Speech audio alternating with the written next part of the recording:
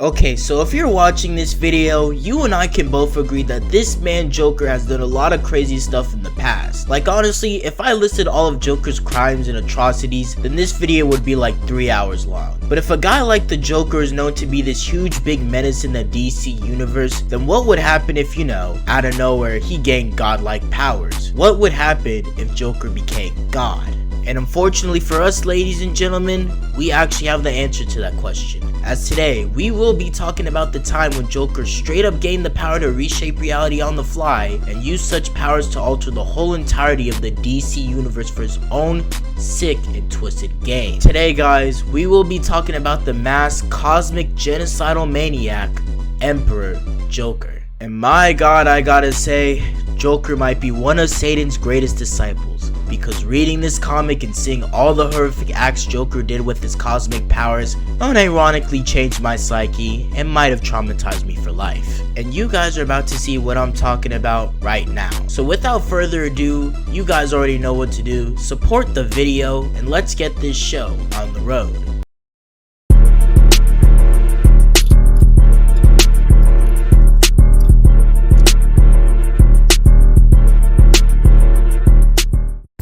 So the story begins with Superman waking up chained upside down from a ceiling, and we're literally on the first page of this comic and I'm already suspecting that something is clearly wrong here. Because why is Superman, the man whose skin is made out of literal steel, is chained up and captured? That's already a big ass red flag. And when Clark breaks free from his encagement, he meets up with Bizarro and these two start fighting one another. And while they're fighting, we slowly start to see what's really going on in the main DC universe. And it isn't exactly right or correct. All the characters here are severely out of place. All the characters we think we know aren't acting like their usual selves, and some of them look slightly altered from their regular appearance. For example, instead of Aquaman being a man who possesses sea creature-like abilities, it's now vice versa. In this reality, he's just a guy with a fish head who for some reason can't come in contact with anything that's water. The Flash, who's known to be the fastest man alive, is still the fastest man alive, it's just that he's the fastest fat man alive, aka his ass is built exactly like Queso.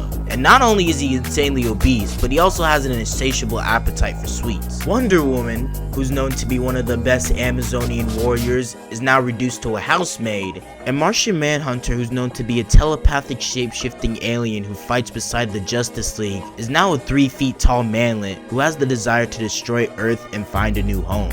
But it's not only the Justice League members who've changed. Jimmy, one of Superman's pals, now goes by the name of Gravedigger Lad and digs up graves. Superman's romantic partner, Lois Lane, is pretty much this world's version of Lex Luthor. Speaking of Lex Luthor, that dude is like hella dead. Apparently Superman killed him, which is the reason why he was held in prison in the first place, and is also the reason why him and Bizarro are pretty much battling it out right now. But Superman doesn't even remember taking Lex Luthor out, and this is where we go back to our original story. Because even with all these abnormal changes that have happened to this world's reality, it appears that Superman is the only few people who've noticed that this world's reality is extremely off. So after he loses to Bizarro and gets sent back into prison, he breaks free again and crosses paths with Mr. Mxyzptlk. Now for those who don't know who the hell Mr. Mxyzptlk is, who's for now on gonna be called Mr. Mix for the rest of this video because pronouncing his name is just gonna give me a headache, but he's basically this 5th dimensional imp that goes around and trolls Superman whenever he feels like it, usually on the 90th day. And the only way for Superman to make Mr. Mix go away or disappear is to get him to say his name backwards, that being Tilp season? Question mark? Okay, hey, don't give me that side eye, bro. It was the 1940s. The writers were definitely smoking something when they wrote this character, okay? Don't look at me crazy. Now, once Superman sees Mr. Mix, he starts remembering everything. All the memories start flooding back to the Boy Scout's brain, and once he finally recollects his whole entire life, he frustratingly grabs Mr. Mix, forcing the man to say his name backwards. But when he says his name backwards, nothing happens. And that's when the terrifying truth comes out. Because before all this nonsense happened, before all of reality was completely altered and changed, Mr. Mix had the idea to break Joker free from prison and give him 1% of his power, just to see what in the hell Joker would do with it. Now, even though I've gave you guys a quick background check on Mr. Mix, I actually never told you guys how strong this dude is. And for those who are in the dark on how strong Mr. M is, he's pretty much a reality warper. And for the most part, he's capable of reshaping reality to his very own will. So even though I'm not really a power scaler, I can confidently say without a doubt that he'd be able to no-diff Darkseid just like that, with complete ease. But even though Mr. Mix is this all-powerful being who has the ability to pretty much do anything, he's actually pretty dumb. Well, not dumb, but he's pretty gullible. In Joker recognizing that Mr. Mix isn't exactly the sharpest tool in his shed, used that to his advantage and managed to trick Mr. Mix into giving up his actual secret name that every 5th dimensional imp has. And with him accidentally revealing his actual name, instead of Joker receiving a mere fraction of Mr. Mix's powers, he gains a total whopping 99.9% of the man's true actual power, essentially making him God. And do you want to know what the first thing he does with this power? Well, first off, we already know that the man rewrote reality on the fly. But the second thing he does is eradicate the whole population of Republic China by eating them through a Chinese takeout box with chopsticks. Yep, I kid you not, Joker was actually out here chowing down on their skulls out of a Chinese takeout box. And just to provide you guys a little bit of context as to what the population number in China is, it's 1.41 billion, meaning Joker killed around 1.4 billion people, just like that. But that's not even one of his greatest atrocities yet as Emperor Joker, because in my personal opinion, what I'm about to show you might be arguably way worse than this shit, and that's Batman. Because what he does to Batman after receiving his cosmic powers is just truly fucking sadistic. Batman fans, I'm truly gonna feel bad for you guys if you're watching this video, because your GOAT receives the worst treatment out of the whole entire Justice League. Because if instead of Joker altering Bruce's character like the rest of the League members, he kills him. Then the next day passes and he kills him again. Then the next day passes and he kills him again. If you haven't picked up on what I'm putting down, Joker has effectively tortured Bruce, Batman, by putting him in a death loop, killing him, and then reviving him the next day just to kill him all over again. Like, that is actually some sickening shit right there. And worst of all, out of all this, I just know the Batman fans are still gonna be out there defending the no kill rule Bruce has. Like, come on guys, I understand the whole if I kill him I'll be no better than him stick, but Joker should really be the only sole exception. Man, like, hey, look, some people need to be gone, bro. You know what I'm talking about, in order for shit to get better. And he one of them. Editor's note, after reading this comic, Batman actually suggests to Superman on how to handle the Joker is to just straight up kill him. So I'm not gonna lie, Batman fans, but the no kill rule without a shadow of a doubt should not apply to Joker. Anyways, back to the actual video. Now guys, we know that Emperor Joker is a menace, but he's in fact so dangerous and so powerful that Darkseid decided to gather up the most powerful characters in the DC universe, that being Ganthet, Shazam, Zeus, Highfather, Phantom, and Stranger, to try and convince them to team up and take down Joker. But unfortunately for Darkseid, it's already too late for them. All their minds have been altered by the Joker. Before then, he himself would be taken over by the Clown. So with the DC universe being in complete control in the hands of Joker, all hope isn't completely lost. With Superman being, you know, Superman, he invokes the feeling of inspiration, hope, justice, yada yada yada, the typical Superman stuff inside the Justice League, which makes them somehow remember their former selves, breaking out of the Joker's reality powers and reverting back into their normal selves. However, do not get it twisted, this does not mean very much, because on the very next page, the Joker very easily decimates the League.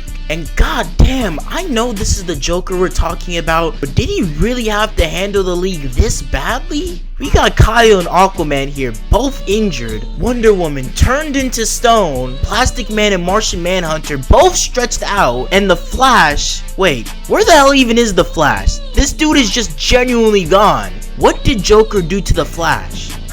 Fuck. Anywho, after Superman is captured again, Lois Lane decides to help him break free from his captivity.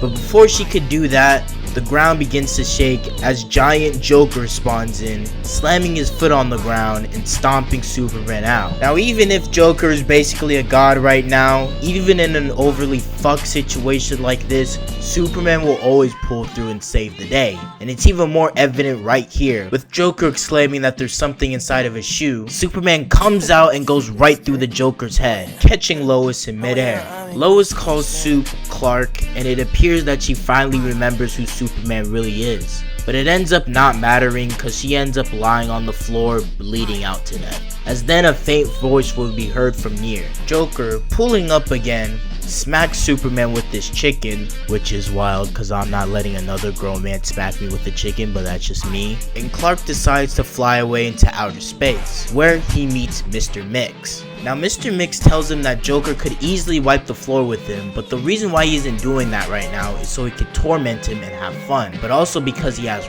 rules that Clark needs to pay attention to if he wants to defeat the Joker. So with that, Mix finally evaporates into light and the stage is finally set. Soups battles it out with Joker, but it's no use and he ends up getting fisted right through his chest. And as Soups finally starts to give out, he finally realizes the one rule that Mix was talking about, and that's Batman. Because guys, even with the godlike powers that Joker has, he cannot willfully eradicate Batman out of existence. He just can't. No matter how hard he tries, Joker will not get the Batman out of his head. He needs him. So after the realization that Joker cannot get rid of Batman, he ends up losing all of his powers and goes back to being the good old Joker that we all know. And with that, the universe is finally restored back into its normal state. But there's just one last problem that needs to be resolved. Bruce, Mxyzptlk is gone. Everything has been restored. We can go home now. And Bruce, we did the right thing, you know. Not killing him. I know. It wouldn't have counted when it happened. I want it to count. I want it to be real. Bruce, you don't mean that. Don't tell me what I mean. Don't look at me and think these things. And I can't close my eyes, Clark. I can't close them because I see it. All of it. He cannot hear you, Kal-El. He will not hear you. Batman has suffered violations and injustices against his person that no one in history has endured.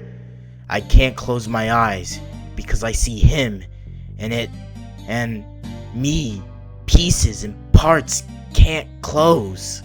Each death cry, each horror resents within him, dark vibrations, merciless as the Joker's intention, and they have broken him. The man you know is lost, only pain remains. No, he'll rebound. He always does.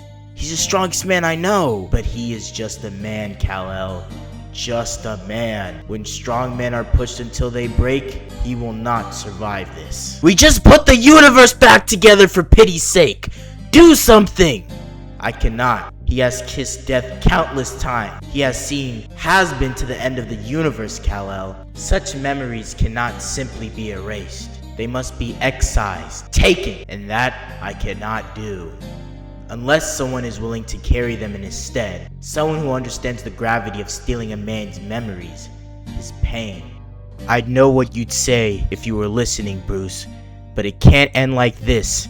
Not for you, and especially not because of him. Damn your pain, Bruce. We need you too much. I need you. I'm sorry. Do it. Done. Mercy on both your souls, Kal-El. Mercy. And with that, Superman takes up all of Bruce's memories of him dying countless times, effectively saving him from his broken state, as the comic pretty much comes to an end. Moral of the story, always aim to have a friendship like Batman and Superman have.